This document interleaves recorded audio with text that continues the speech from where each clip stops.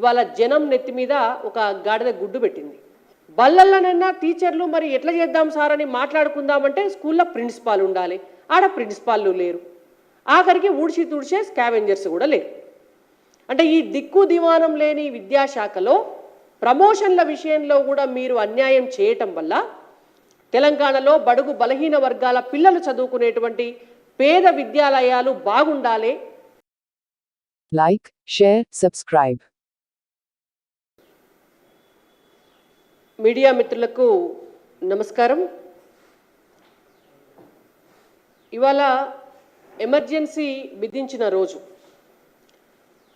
1975 June 25వ తారీఖు నాడు ఆ రోజు ఇందిరాగాంధీ గారు, అప్పుడున్నటువంటి ప్రధానమంత్రి ఇందిరాగాంధీ గారు భారతదేశ పౌరుల హక్కులను కాలరాసే విధంగా ఎమర్జెన్సీని విధిస్తే ఇవాళ తెలంగాణ రాష్ట్రంలో గతంలో ఉన్నటువంటి 10 సంవత్సరాల కాలంలో బీఆర్ఎస్ పార్టీ, ఇప్పుడున్నటువంటి 6 నెలల కాలంలో కాంగ్రెస్ పార్టీ ప్రజల హక్కులను, విద్యార్థుల హక్కులను, ఉపాధ్యాయుల హక్కులను, ప్రభుత్వ ఉద్యోగుల హక్కులను కూడా కాలరాసే విధంగా వ్యవహరిస్తోంది.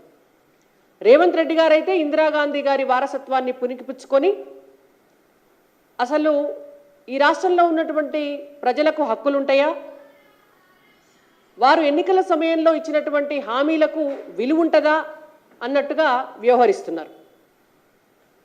చాలా చిత్రమైనటువంటి విషయం ఏంటంటే, ఎన్నికల సమయంలో మేము ప్రజాపాలన అందిస్తాం, మేము ప్రజల కోసం పనిచేస్తాం, మేము ప్రభుత్వ ఉద్యోగుల పక్షాన ఉంటాం, మేము ప్రైవేట్ రంగంలో పనిచేసేటటువంటి వాళ్లకు బతుకు భరోసానిస్తాం, మేము రైతుల కోసం పనిచేస్తాం, మేము మహిళలకు చేయూతనిస్తామని చెప్పి, మేము నిరుద్యోగులకు ఉద్యోగాలు ఇస్తామని చెప్పి అధికారంలోకి వచ్చినటువంటి కాంగ్రెస్ పార్టీ 6 గ్యారంటీల పేరుతో, 13 హామీల పేరుతో, 69 దానికి అదనపు హామీల పేరుతో, మొత్తం గంపగుత్తగా అక్కడిక్కడ మాట్లాడిన ఒక 400 హామీల పేరుతో ఇవాళ జనం నెత్తి మీద ఒక గాడిద గుడ్డు పెట్టింది.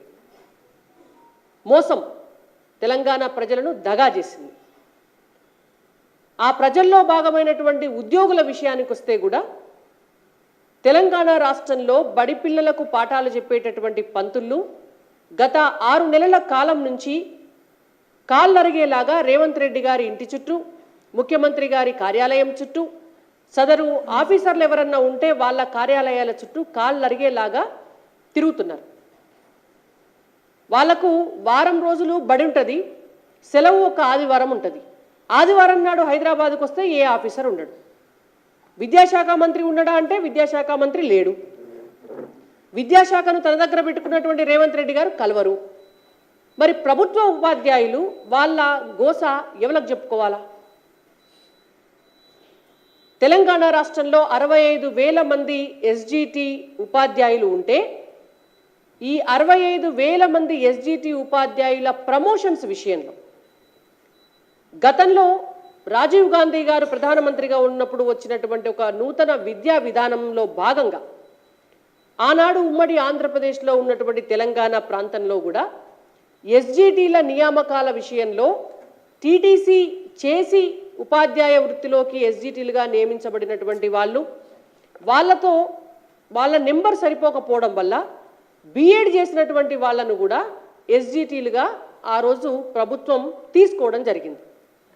నియమించుకున్న నాడు బాగానే ఉంది, నియమించుకున్న నాడు ప్రభుత్వ ఉద్యోగులుగా, టీచర్లుగా వాళ్ళను ఎక్కడికి వెళ్ళమంటే అక్కడ పోయి వాళ్ళు పనిచేసినారు. మరి ఆ తర్వాత కొన్నాళ్లకు బీఈడీ చేసినటువంటి వాళ్లకు ప్రమోషన్ల విషయంలో అన్యాయం చేస్తూ వస్తున్నారు. ఇవాళ రేవంత్ రెడ్డి గారికి గత 6 నెలల కాలంలో ఎస్జిటిలుగా నియమించబడినటువంటి అన్యాయానికి గురవుతున్నటువంటి వాళ్ళంతా కూడా ఇంటి చుట్టూ తిరుగుతూ మొరబెట్టుకుంటున్నారు. నియమించుకునే నాడు ఒక రూల్ ఉంటే ప్రమోషన్లు ఇచ్చేటందుకు మాత్రం ఇంకో రూల్ ఎట్లా ఉంటుంది అని. గతంలో వాళ్ళను ఇబ్బంది పెట్టడానికి తీసినటువంటి జీవోల విషయంలో ఆనాడు గత ప్రభుత్వాలు తీసుకొచ్చినటువంటి జీవో 2, జీవో 3 ఉపాధ్యాయులకు అన్యాయం చేసేటటువంటి జీవోలు. ఆ జీవోలను రద్దు చేసి పాత జీవోలు జీవో 11 జీవో 12 అని అమలు చేయాలి అని చెప్పి వాళ్ళు ఏదైతే కోరుతున్నారో వాటిని కనీసం పరిశీలించేటటువంటి పరిస్థితిలో కూడా రేవంత్ రెడ్డి గారి ప్రభుత్వం లేదు.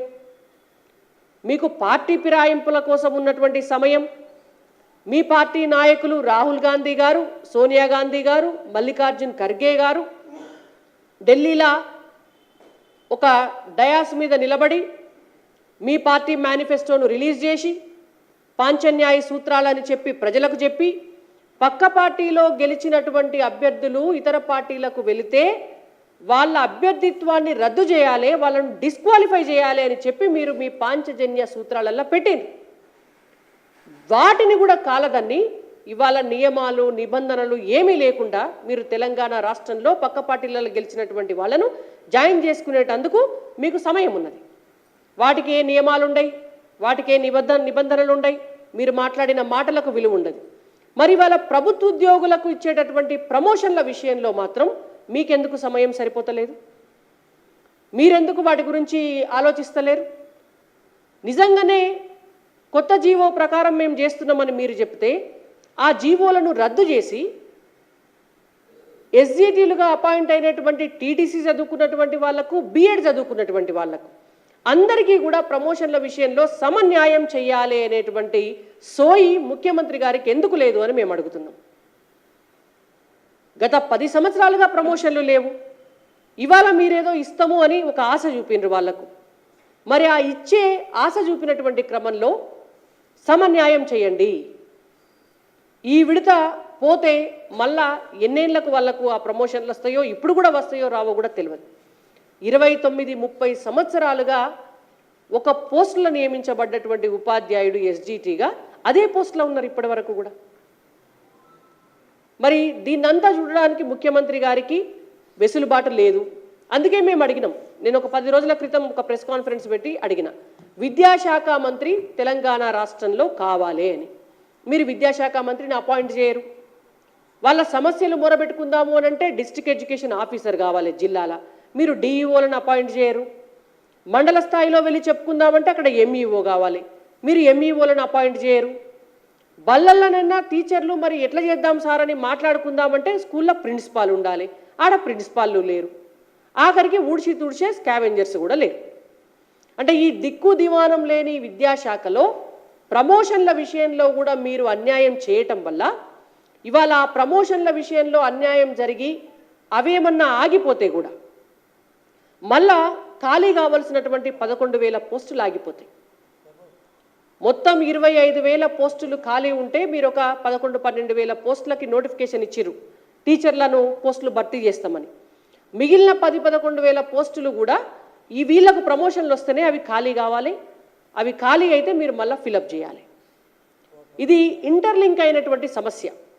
నిరుద్యోగులకు ఉద్యోగాలు రావాలన్నా, విద్యాశాఖలో టీచర్ల భర్తీ పూర్తి కావాలన్నా, దానికి ఇవాళ ప్రమోషన్స్ ఇచ్చే విషయంలో కూడా సమన్యాయం చేసి ప్రమోషన్స్లో ట్రాన్స్ఫర్స్లో మీరు నీతిగా వ్యవహరిస్తే పాఠాలు చెప్పేటటువంటి ఉపాధ్యాయుల గోసపుచ్చుకోకుండా ఇవాళ సమాజ హితం కోసం తెలంగాణలో బడుగు బలహీన వర్గాల పిల్లలు చదువుకునేటువంటి పేద విద్యాలయాలు బాగుండాలి, పేద పిల్లలు చదువుకునే బళ్ళల్లో పంతులు మనస్ఫూర్తిగా పనిచేసి వాళ్ళకు పాఠాలు చెప్పాలి, 100% అక్కడ టీచర్స్ ఉండాలి అని అంటే మీరు ఇప్పటి నుంచే దాన్ని ఒక క్రమశిక్షణతోటి, చిత్తశుద్ధితోటి, విలువలతోటి, కొద్దిగా శ్రద్ధతోటి చేయాలని చెప్పి రేవంత్ రెడ్డి గారికి మేము సూచిస్తున్నాం.